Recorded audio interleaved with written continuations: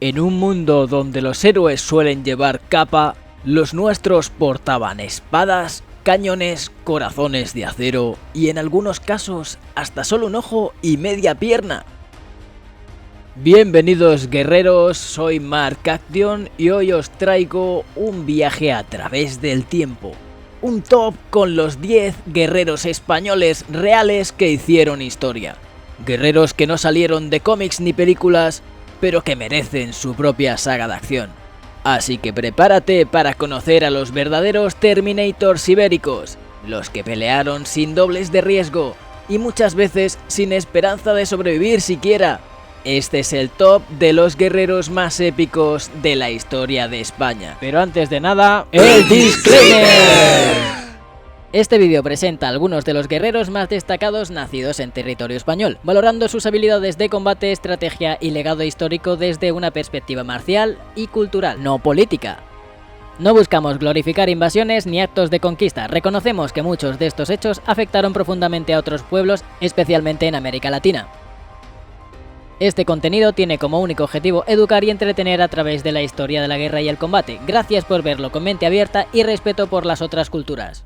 En el número 10 tenemos a Agustina de Aragón, la artillera que encendió Zaragoza. Durante el sitio de Zaragoza en 1808, las tropas napoleónicas parecían imparables.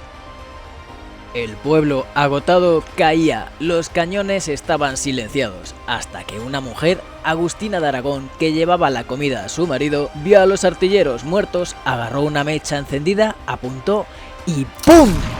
Un disparo que no solo detuvo a los franceses, sino que les hizo huir, encendiendo el alma de una ciudad.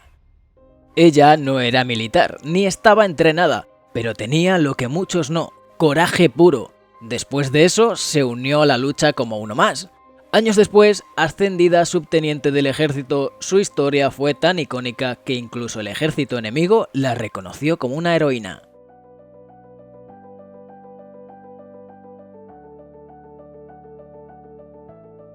Agustina no solo disparó el cañón, disparó una revolución emocional en toda España. En el número 9 tenemos a Don Blas de Lezo, el medio hombre que derrotó al Imperio Británico.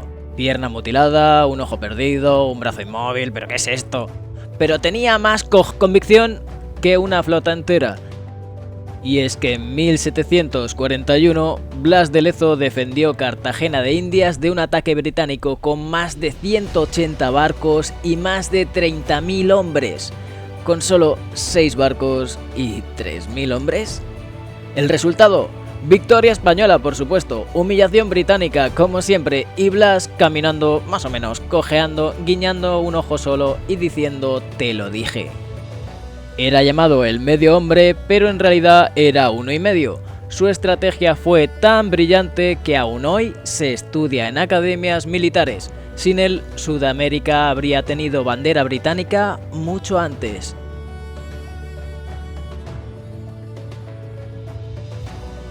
En el número 8 tenemos al Duque de Montemar, el estratega de Bitonto. José Carrillo de Albornoz, el Duque de Montemar, demostró que la estrategia vale tanto como el coraje. En 1734 lideró las tropas españolas en la batalla de Bitonto contra los austriacos. El resultado, una victoria arrolladora que aseguró los territorios de Nápoles y Sicilia para España. No fue un guerrero de espadazo limpio, fue un ajedrecista con batallones. Supo moverse, posicionar y atacar con precisión quirúrgica. Su papel fue clave para consolidar el poder español en Europa.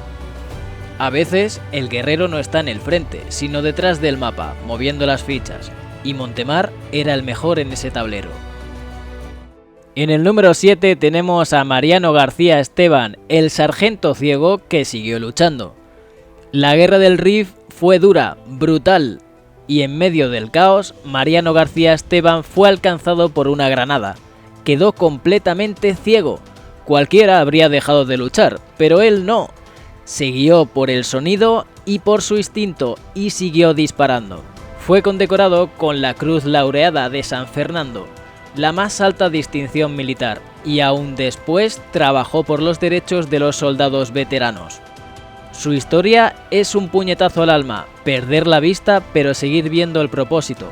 Un verdadero soldado no se rinde cuando pierde la luz, se convierte en ella.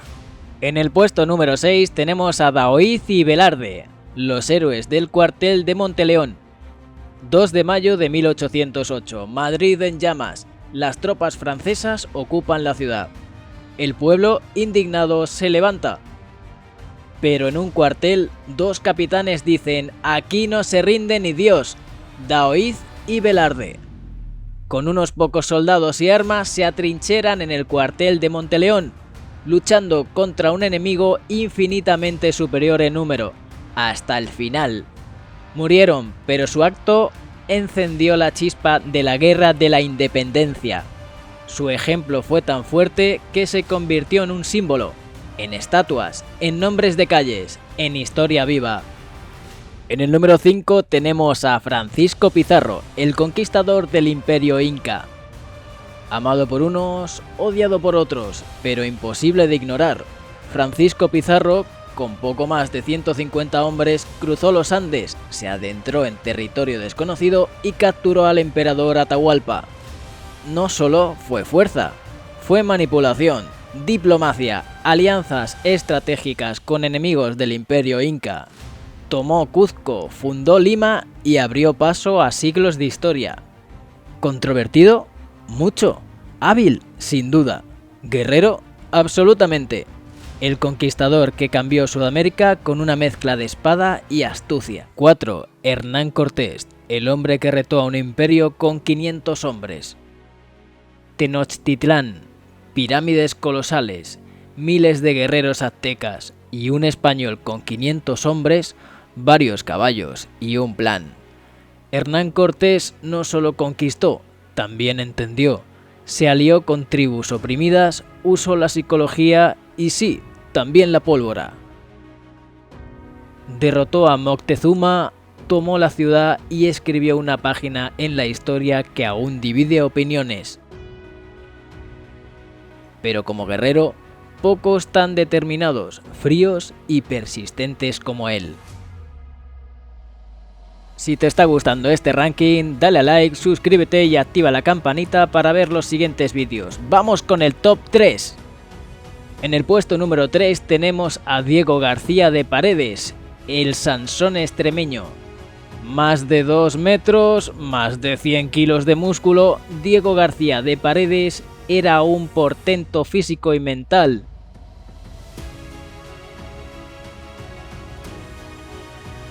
Luchó en Italia, contra los franceses y contra quien hiciera falta. Una vez dicen que se enfrentó a 17 soldados y ganó. El tipo tenía una fuerza tan brutal que hasta sus compañeros decían: este no es humano. Fue el prototipo del guerrero de choque, el tanque humano del Renacimiento español.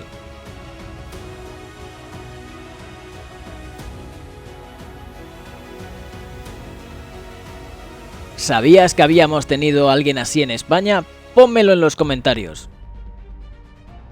En el puesto número 2 tenemos a Gonzalo Fernández de Córdoba, el gran capitán.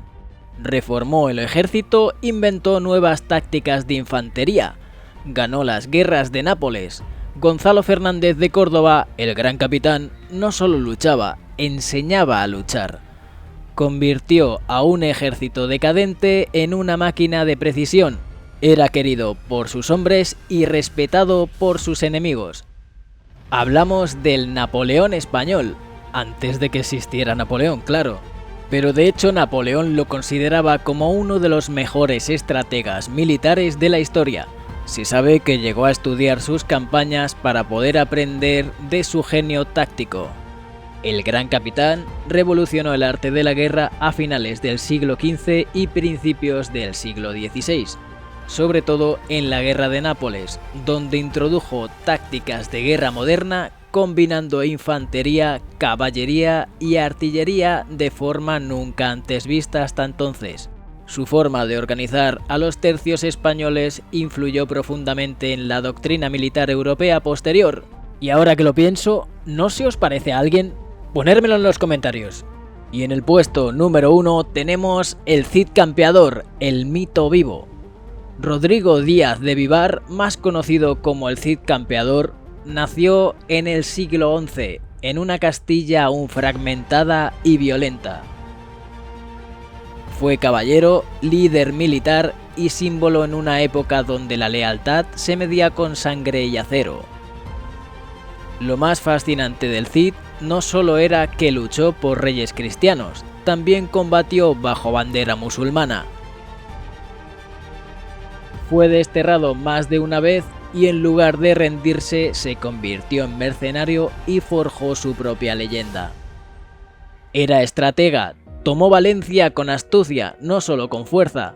Gobernó la ciudad como señor independiente, una hazaña impensable para su tiempo. Su espada, Tizona, se convirtió en un mito. Se decía que quien la empuñara heredaría su valor, y su muerte fue casi sobrenatural. Cuando cayó en batalla, sus hombres ataron su cuerpo al caballo Babieca, lo armaron con su armadura y lo lanzaron al frente. El enemigo huyó. Aún muerto, el Cid seguía ganando batallas. Más que un hombre, fue un símbolo. Su figura inspiró poemas, cantares, películas y videojuegos. Un guerrero cuya sombra aún cabalga por la historia de España. Y una de esas series que inspiró fue la del Cid de Prime Video, de Amazon. Bueno, y en esa estoy de Stuntman, así que podéis verla y si me localizáis, ponérmelo en los comentarios.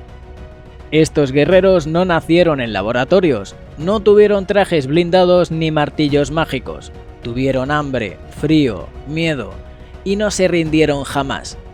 Hoy, en este mundo donde muchos buscan inspiración en lo ficticio, nosotros lo encontramos en lo real. Si este vídeo te ha motivado, si has aprendido algo nuevo, dale like, compártelo con tu gente y suscríbete. Porque la historia puede ser tan épica como cualquier película, solo hay que saber contarla. Nos vemos en el próximo vídeo de entrenamiento o en la próxima batalla. ¡Hasta la próxima!